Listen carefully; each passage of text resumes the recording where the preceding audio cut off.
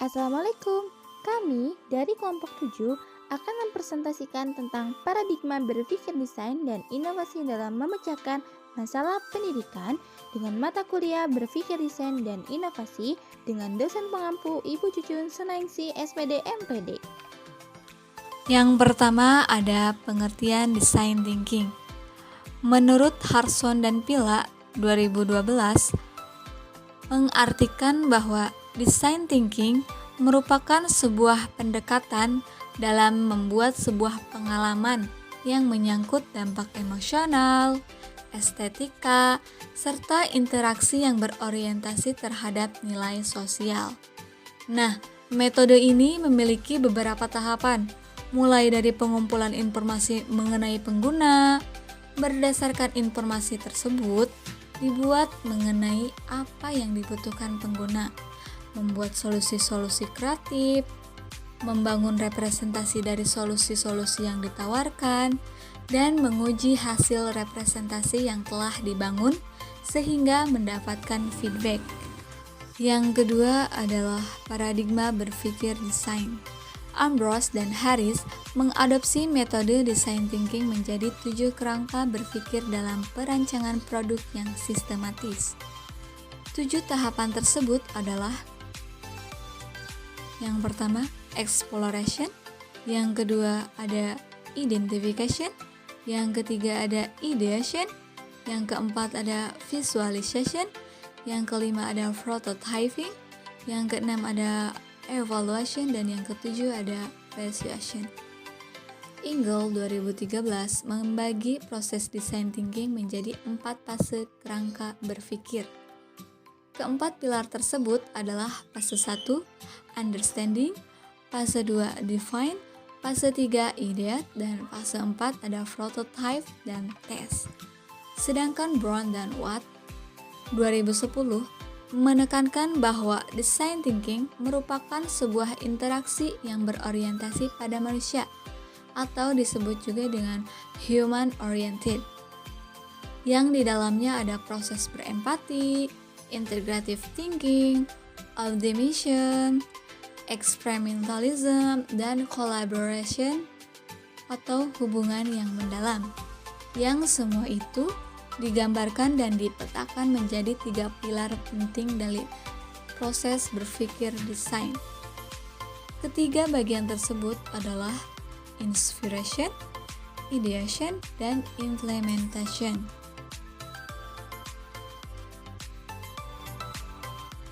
Tiga pilar penting proses berpikir desain. Yang pertama ada inspirasi.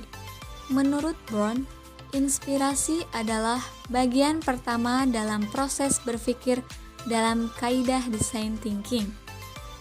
Di dalam inspirasi ada proses mengumpulkan dan menggali insight. Sebagai bagian dari upaya belajar dari orang lain dan memperhatikan apa yang orang lain lakukan, termasuk juga berempati dengan ikut merasakan dan mencoba berganti posisi ketika menjadi orang lain. Di dalam inspirasi juga terdapat aktivitas oleh observasi sebagai bagian dari mengenali secara mendalam untuk menangkap pola-pola atau patterns yang ada dan mencoba memikirkan kemungkinan-kemungkinan yang akan terjadi kemudian. Memetakan bagian-bagian yang sama dari yang dilihat dan dirasa adalah cara paling mudah dalam observasi. Inti dari bagian pertama ini bertujuan untuk menangkap point of view dari permasalahan spesifik yang muncul melalui pengamatan mendalam. Temuan ini akan menjadi bagian dari perencanaan awal sebuah proses desain. Yang kedua ada ideation. Tahapan ini diawali dari proses berpikir divergent. Cara berpikir divergent ini adalah dengan membuat berbagai macam alternatif dari ide-ide baru yang tak terbatas. Dari banyaknya pilihan ide-ide baru tersebut, kemudian dilakukan proses penyaringan untuk mendapatkan hasil terbaik dari pilihan-pilihan yang sudah diberikan melalui pikiran yang terbuka, untuk bereksperimen dan bertukar pikiran. Itu menurut brainstorming. Proses berpikir seperti ini disebut sebagai cara berpikir konvergen. Nah, lain lagi menurut Brown. Menurut Brown, cara berpikir semacam ini disebut sebagai divergent and convergent thinking, yang di dalamnya terdapat proses analisis dan sintesis, mengumpulkan, mengolah, dan menyaring data. Proses analisis dan sintesis disampaikan melalui berbagai cara, bisa melalui media visual, menulis, atau mendeskripsikan temuan melalui cerita, mendokumentasikan gambar, bahkan sampai dengan mewujudkan ide dengan membuat model atau prototipe. Tujuan dari pembuatan prototipe ini adalah untuk menemukan kelemahan dan kelebihan dari sebuah ide dan menunjukkan arah perbaikan yang lebih baik. Selanjutnya, implementasi. Proses ini mewujudkan ide-ide inovatif dalam bentuk prototipe. Di dalam pembuatan model prototipe diperlukan proses iterasi, yaitu evaluasi bersama mentor yang berpengalaman dan dilakukan berulang-ulang sampai menghasilkan bentuk desain yang optimal. Di dalam proses implementasi ini juga ada kegiatan evaluasi dan persuasi terhadap apa yang sudah dibuat serta memutuskan bagaimana keberlangsungan produk tersebut. Selanjutnya, inovasi pendidikan. Inovasi pendidikan adalah inovasi untuk memecahkan masalah dalam pendidikan, mencangkup hal-hal yang berhubungan dengan komponen sistem pendidikan, baik dalam arti sempit yaitu tingkat lembaga pendidikan maupun arti luas yaitu sistem pendidikan nasional. Inovasi dalam dunia pendidikan dapat berupa apa saja, bisa produk ataupun sistem. Produk misalnya, seorang guru menciptakan media pembelajaran untuk kegiatan pembelajaran. Sistem misalnya, cara penyampaian materi di kelas dengan tanya jawab ataupun yang lainnya yang bersifat metode. Inovasi dapat dikreasikan sesuai pemanfaatannya yang menciptakan hal baru, memudahkan dalam dunia pendidikan, serta mengarah pada kemajuan. Inovasi di sekolah terjadi pada sistem sekolah yang meliputi komponen-komponen yang ada. Di antaranya adalah sistem pendidikan sekolah yang terdiri atas kurikulum, tata tertib, dan manajemen organisasi pusat sumber belajar. Selain itu, yang lebih penting adalah inovasi dilakukan pada sistem pembelajaran. Yang berperan di dalamnya adalah guru, karena secara langsung melakukan pembelajaran di kelas adalah guru.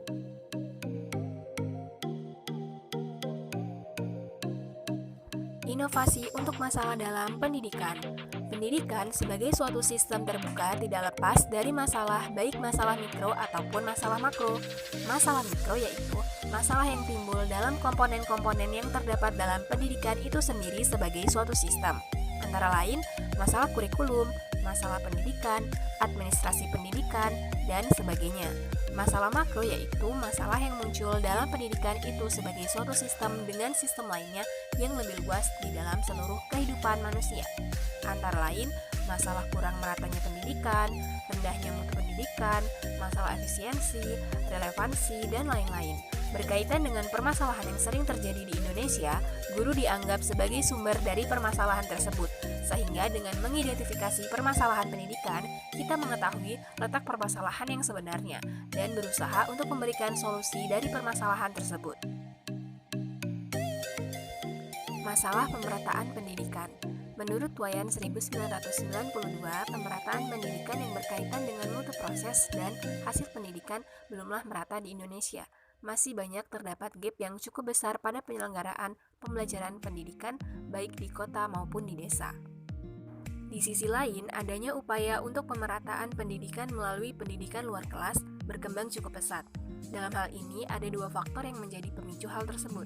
Pertama, perkembangan iptek yang memberikan alternatif bagi masyarakat, dan yang kedua adalah konsep pendidikan yang sepanjang hayat yang tidak membatasi usia dari peserta didik dan tidak terbatas pada dinding ruang kelas, yang mana hal ini dapat memberikan akses yang luas bagi masyarakat dalam menikmati kesempatan belajar. Ada banyak cara yang dapat dilakukan pemerintah untuk mengatasi masalah pemerataan pendidikan, mulai dari cara konvensional sampai dengan cara yang inovatif. Masalah mutu atau kualitas pendidikan. Mutu pendidikan sangatlah luas cakupannya, banyak yang hanya melihat dari kualitas luarnya saja. Apabila kita sadari, proses belajar yang baik akan menghasilkan luaran yang baik pula. Jika proses belajarnya kurang baik, maka hasil yang diharapkan akan kurang baik juga.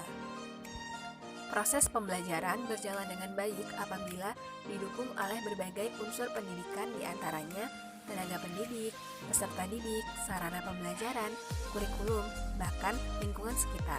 Sebagai contoh, apabila unsur sarana yang ada di sekolah tersebut langka, sedangkan tenaga pendidik yang kurang terampil, hal ini akan menyebabkan kurang optimalnya proses pembelajaran dalam rangka meningkatkan kualitas dan hasil belajar.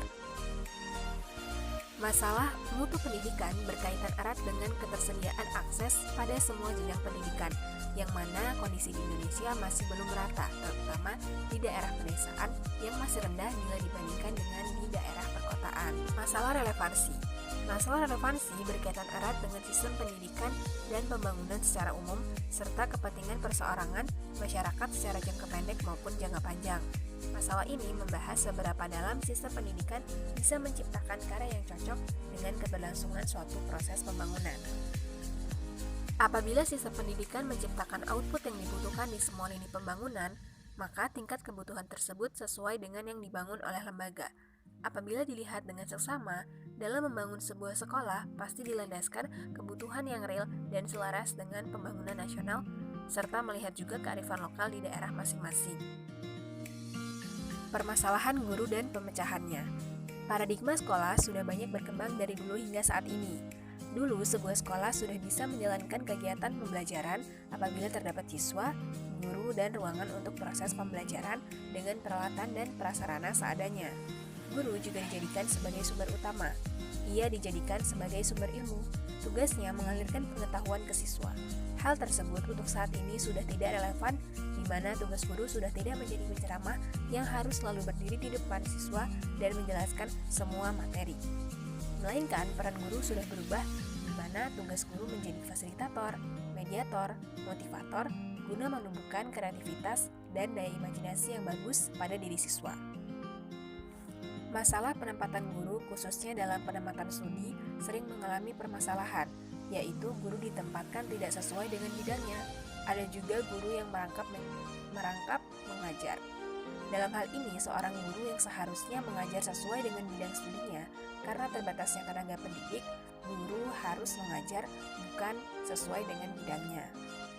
Dalam segi pembelajaran, guru diharapkan dapat menjadi pengambil keputusan dalam pembelajaran, memberikan arahan pembelajaran, mengorganisasikan kegiatan pembelajaran, mengkoordinasikan semua pihak yang terlibat dalam proses pembelajaran, mengkomunikasikan murid dengan berbagai sumber belajar, menyediakan dan memberikan kemudahan-kemudahan belajar, dan memberikan dorongan belajar.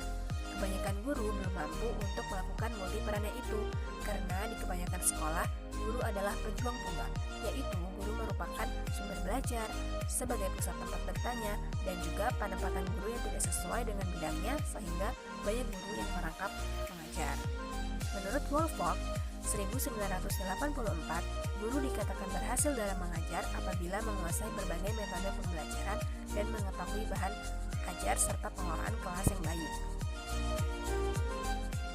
Selanjutnya, contoh inovasi dalam pendidikan. Yang pertama ada inovasi kurikulum. Lalu, inovasi kurikulum berbasis kompetensi. Kurikulum berbasis kompetensi dikembangkan untuk memberikan keahlian dan keterampilan sesuai dengan standar kompetensi yang diperlukan untuk meningkatkan daya saing dan daya jual untuk menciptakan kehidupan yang berharkat dan bermartabat. Di tengah-tengah perubahan, persaingan, dan kerumitan kehidupan sosial, ekonomi, politik, dan budaya. Sebagai contoh, anak SD harus mampu membaca, menulis, dan berhitung calistung, karena dimensi itulah yang membekali mereka dalam hidup di tengah-tengah masyarakat. Yang kedua ada kurikulum berbasis masyarakat. yang bahan dan objek kajiannya, kebijakan dan ketetapan yang dilakukan di daerah disesuaikan dengan kondisi lingkungan alam, sosial, ekonomi, budaya, dan disesuaikan dengan kebutuhan pembangunan daerah yang perlu dipelajari oleh siswa di daerah tersebut. Kurikulum berbasis masyarakat memiliki beberapa keunggulan antara lain, kurikulum sesuai dengan kebutuhan dan perkembangan masyarakat setempat. Lalu, kurikulum sesuai dengan tingkat dan kemampuan sekolah, baik kemampuan finansial, profesional, maupun manajerial. Ketiga, disusun oleh guru-guru sendiri, dengan demikian sangat memudahkan dalam pelaksanaannya. Lalu, ada motivasi kepala sekolah khusus dan guru kelas untuk mengembangkan diri, mencari dan menciptakan kurikulum yang sebaik-baiknya. Dengan demikian akan terjadi semacam kompetensi dalam pengembangan kurikulum. Yang ketiga, ada kurikulum terpadu. Kurikulum terpadu menyediakan kesempatan dan kemungkinan belajar bagi para siswa. Kesempatan belajar tersebut dirancang dan dilaksanakan secara menyeluruh dengan mempertimbangkan hal-hal yang berpengaruh. Oleh karena itu, diperlukan pengaturan, kontrol, bimbingan agar proses belajar terarah ke tercapaian tujuan-tujuan kemampuan yang diharapkan. Kurikulum dirancang berdasarkan sistem keterpaduan yang mempertimbangkan komponen-komponen masukan, proses, dan produk secara seimbang dan setara. Ada inovasi pembelajaran. Yang pertama ada pembelajaran kuantum. Tujuan pokok dari pembelajaran ini yaitu meningkatkan partisipasi siswa melalui pengubahan keadaan, meningkatkan motivasi dan minat belajar, meningkatkan daya ingat dan meningkatkan rasa kebersamaan, meningkatkan daya dengar, dan meningkatkan kehalusan perilaku. Yang kedua ada pembelajaran berbasis kurikulum. Kompetensi dapat diartikan sebagai kemampuan dasar yang dapat dilakukan oleh para siswa pada tahap pengetahuan, keterampilan, dan bersikap. Kemampuan dasar ini akan dijadikan sebagai landasan melakukan proses pembelajaran dan penilaian siswa. Penyusunan materi pembelajaran mencangkup 3 komponen utama yang harus dikuasai siswa, yaitu kompetensi dasar, materi pokok, dan indikator. Kompetensi dasar atau kemampuan dasar merupakan tujuan pembelajaran dari materi yang akan diberikan kepada siswa sesuai dengan taksonomi Bloom. Materi pokok adalah materi pembelajaran yang disajikan kepada siswa berupa penjabaran subpokok bahasan dari awal semester sampai akhir semester secara terstruktur. Hal ini dapat kita lihat pada silabus masing-masing, ada mata pelajaran yang dikembangkan oleh masing-masing guru bidang studi. Indikator dikembangkan dari kemampuan dasar sesuai dengan materi pembelajaran yang ditetapkan, menggunakan kata kerja operasional atau KKO, khusus, pengetahuan, pemahaman, penerapan analisa, pengetahuan yang disesuaikan dengan tingkat berpikir siswa. Inovasi pembelajaran konstekstual. Pendekatan pembelajaran CTL menekankan pada aktivitas siswa secara penuh, baik fisik maupun mental. CTL memandang bahwa belajar bukanlah kegiatan menghafal, mengingat fakta-fakta, mendemonstrasikan latihan secara berulang-ulang, akan tetapi proses berpengalaman dalam kehidupan nyata. Dalam pembelajaran CTL, belajar di alam terbuka merupakan tempat untuk memperoleh informasi, sehingga menguji data hasil temuannya dari lapangan tadi, baru dikaji di kelas. Sebagai materi pelajaran, siswa menemukan sendiri, bukan hasil pemberian, apalagi diberitahu oleh guru. Yang terakhir, ada pembelajaran menggunakan teknologi.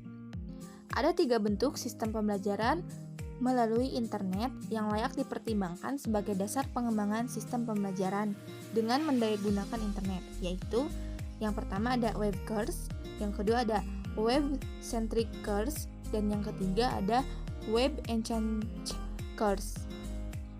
Web course adalah penggunaan internet untuk keperluan pembelajaran di mana seluruh bagian bahan belajar, diskusi, konsultasi, penugasan, latihan, dan ujian sepenuhnya disampaikan melalui internet. Komunikasi banyak dilakukan secara asinkronus daripada secara sinkronus. Bentuk web course ini tidak memerlukan adanya kegiatan tatap muka baik untuk keperluan pembelajaran maupun evaluasi dan ujian. karena semua proses pembelajaran sepenuhnya menggunakan fasilitas internet seperti email, chat room, bulletin board, dan online conference. Yang kedua, ada web-centric course. Sebagian bahan belajar, diskusi, konsultasi, penugasan, dan latihan disampaikan melalui internet, sedangkan ujian dan sebagai konsultasi, diskusi, dan latihan dilakukan secara tatap muka, walaupun dalam proses belajarnya sebagian dilakukan dengan tatap muka yang biasanya berupa tutorial. Tetapi persentase tatap muka tetap lebih kecil dibandingkan dengan persentase proses pembelajaran melalui internet. Yang ketiga, ada Web Exchange Course, merupakan pemanfaatan internet untuk pendidikan untuk menunjang peningkatan kualitas belajar mengajar di kelas. Bentuk ini juga dikenal dengan nama Web Light Course, karena kegiatan pembelajaran utama adalah tatap muka di kelas. Pada Web Exchange Course ini, persentase pembelajaran melalui internet justru lebih sedikit dibandingkan dengan persentase pembelajaran secara tatap muka, karena penggunaan internet adalah hanya untuk mendukung kegiatan pembelajaran secara tatap muka. Masing-masing inovasi pembelajaran memiliki keunggulan dan kelemahan, bergantung dari sudut mana kebutuhan itu dapat dipenuhi. Hal itu menjadi pertimbangan untuk diambil sebuah keputusan. Tentang pengembangan pembelajaran melalui internet, seperti keuntungan bagi institusi, biaya operasional dan perawatan, serta pengembangan infrastruktur sumber daya manusia yang memiliki kompetensi dan integritas yang tinggi, serta tak kalah pentingnya kesiapan siswa yang akan mengikuti kegiatan pembelajaran dengan internet.